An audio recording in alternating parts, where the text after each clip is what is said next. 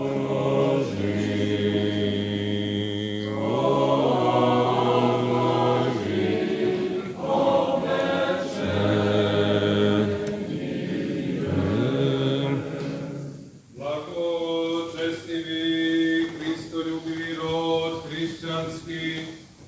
pomene Gospod Bog u carstvu svome, svagda, sada i u vekove vekova.